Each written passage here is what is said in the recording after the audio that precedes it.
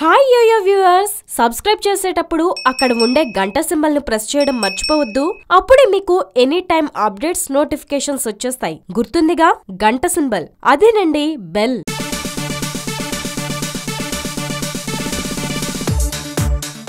సినీ ఇండస్ట్రీలో ఒక్క సినిమా రాత్రికి రాత్రే ఎవరినైనా సూపర్ స్టార్ ని చేసేస్తుంది. అలాగే ఆకాశంలో ఉన్న వారిని కూడా పాతాళ లోకంలోకి పడేస్తుంది. ఇప్పటికే చాలా మంది జీవితాలలో నిరూపణ అయిన ఈ విషయం శ్రీకాంత్ అడ్డాల విషయంలోనూ ఇదే సూత్రం వర్తించిందని సినీ జనాలు చెప్పుకుంటున్నారు. దీనికి కారణం భారీ అంచనాలతో గత ఏడాది సమ్మర్ లో విడుదలైన బ్రహ్మోత్సవం సినిమా దారుణ పరాజయం కావడమే. టాలీవుడ్ టాప్ హీరోగా రాజ్యం వెళ్తున్న ప్రిన్స్ మహేష్ బాబు డేట్స్ తీసుకుని బ్రహ్మోత్సవం అంత దారుణమైన సినిమాను ఎలా తెరకెక్కించారు అన్నదే శ్రీకాంత్ అడ్డాల కెరీర్ ను డిసైడ్ చేసింది. అప్పటి వరకు క్లాసికల్ దర్శకుడుగా సినీ పరిశ్రమలో ప్రత్యేకమైన గుర్తింపు ఉన్న శ్రీకాంత్ ను ఒక్కసారిగా పాతాళంలోకి నెట్టివేసింది బ్రహ్మోత్సవం సినిమా. ఈ సినిమా విడుదలై దాదాపుగా ఏడాది కావస్తున్న ఇప్పటి వరకు మరో చిత్రాన్ని ప్రారంభించలేకపోయారు అడ్డాల. చాలా మంది హీరోలతో ప్రయత్నాలు చేసినప్పటికీ శ్రీకాంత్ కు అవకాశాలు దక్కడం లేదని మరీ విచిత్రం ఏంటంటే కనీసం కథ కూడా వినకుండా నో చెప్తున్నారని ఈ తరంలో టాలీవుడ్ కు మల్టీస్టారర్ సినిమా ట్రెండ్ ను పరిచయం చేసిన శ్రీకాంత్ ప్రస్తుత పరిస్థితి చాలా దారుణంగా ఉందని చెప్పుకుంటున్నారు. గతంలో మాత్రం మెగా కాంపౌండ్ హీరోలతో శ్రీకాంత్ ఓ సినిమా చేస్తున్నారని, గీతా ఆర్ట్స్ అధినేత అల్లు అరవింద్ ఈ సినిమాను నిర్మిస్తున్నారని వార్తలు చక్కర్లు కొట్టినా అవి కార్యరూపం దాల్చలేదు.